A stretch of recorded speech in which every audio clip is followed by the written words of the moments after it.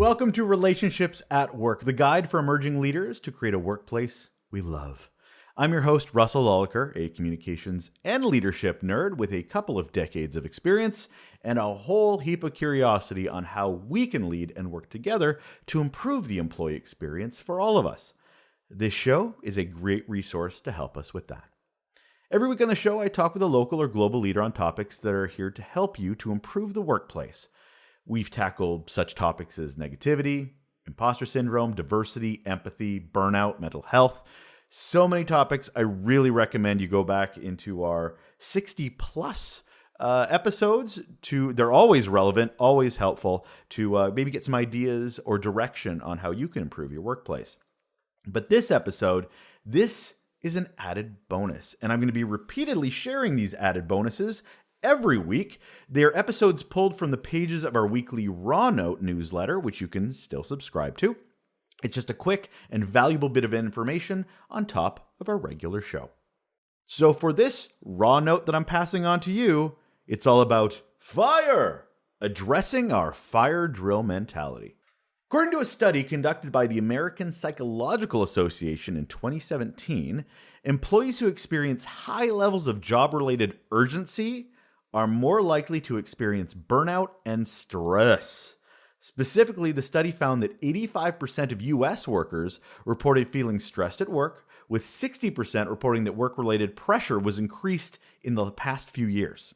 Additionally, that survey found that workers who reported high levels of job-related urgency were more likely to experience symptoms of burnout, such as emotional exhaustion and reduced professional efficacy. Now, I've worked in a few reactionary organizations in my time, where everything is urgent, even when it doesn't need to be.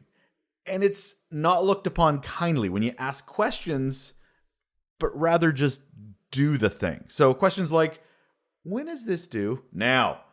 What is the most important thing right now? All of it. Can I work on this tomorrow? No, the boss/customer wants it, so drop everything. When a lot of the time, you probably didn't need to, but that's the culture. It's about doing it. Do it now. Do all of it now. Hair on fire. All important questions, these questions that I asked. And that's just to best manage your own time, to be the most productive you can be for the betterment of the organization and your own mental health. But some cultures, they're just not so interested in taking that time.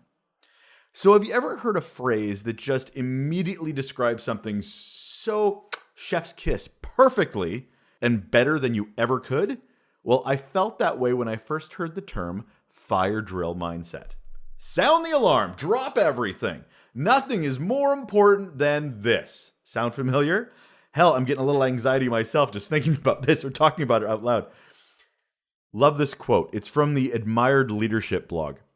A fire drill mentality is most common in organizational cultures where leaders are unconcerned about the well-being of their colleagues and treat them as tools at their disposal. Basically, staff, employees are a means to an end. They're not humans. They are tools to get something done. So let's stop for a minute, which when you're around fire drill mentalities, you don't often get to do. What does a leader do to address those fire alarms, that mentality of urgency that is scientifically proven to have unbelievable, horrible impacts on your culture and on your employee well-being?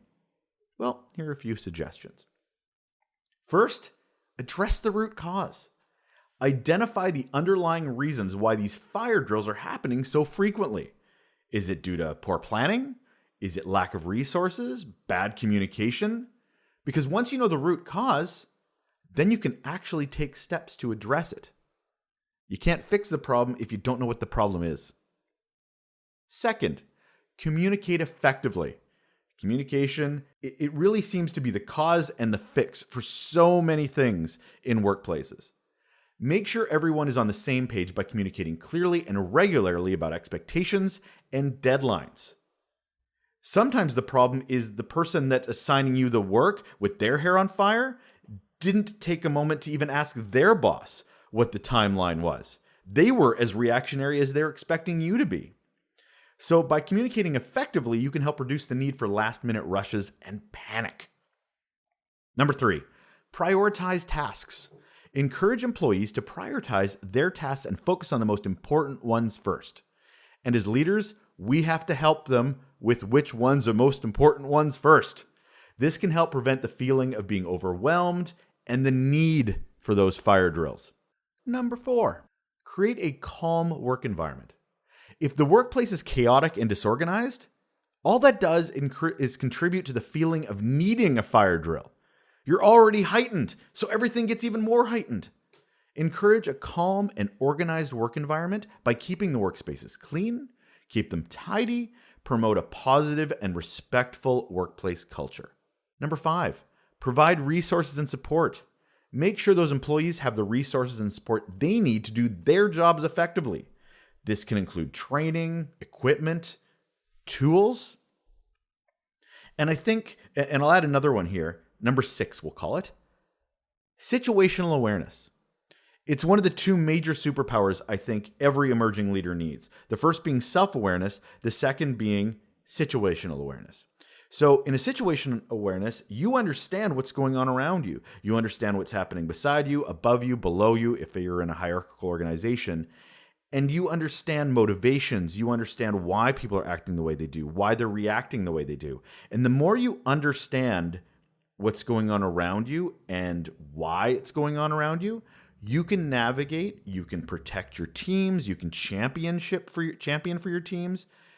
You just are more empowered to figure out how best to navigate these fire drill mentalities if you understand the why. So if you can get some situational awareness muscles going, couldn't help you more. So by taking these steps, you can create a fire drill-less culture and replace it with a more productive and positive one, which is the one kind of culture we all want anyway. And at the very least, it'll be a hell of a lot stressful. And that will wrap it up for another Raw Note episode of Relationships at Work, the Emerging Leader's Guide to Creating a Workplace We Love. When you have a moment, please review the app that you're listening to this very episode on and see if there's a review and rating opportunity. Apple Podcast does, Spotify does, and adding those 5 stars, adding those kudos and comments about the value of these episodes only helps our findability, only helps us get more listeners and be seen and get into the right ears to help emerging leaders help their own workplaces. So if you have a moment, really, really appreciate that. Thank you. I'm Russel Lolacher. You take care.